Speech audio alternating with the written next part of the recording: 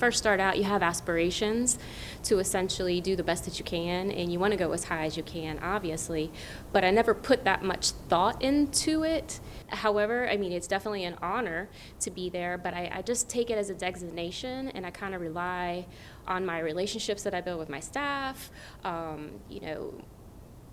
moving forward in a direction that is positive for females altogether.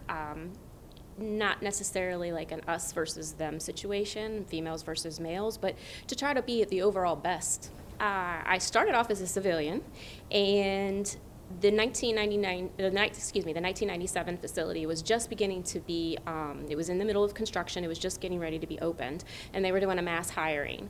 So I just kind of stepped into this role. And then once I got into law enforcement, it was just that sense of public service, it was the camaraderie amongst myself and my fellow deputies, it was the vision, the mission, the community service involvement. It just kind of energizes you, and here I be.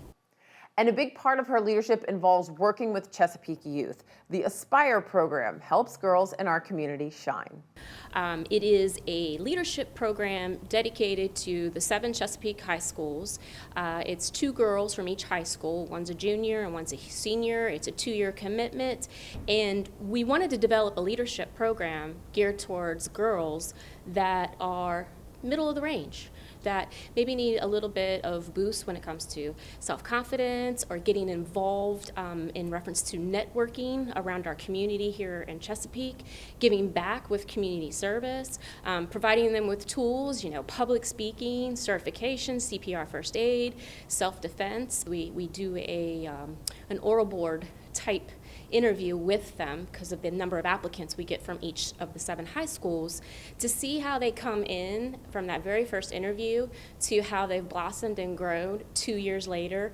Working down at the training academy for 3.5 years, I saw some young women who would come in, and the most common thing about them was they doubted their self. They had that self-doubt, and they didn't need to, because everybody who has a heart, which is really all you need when you join this line of work, heart, dedication, I mean, that's all you need, and an ability to grow professionally, you're able to accomplish anything.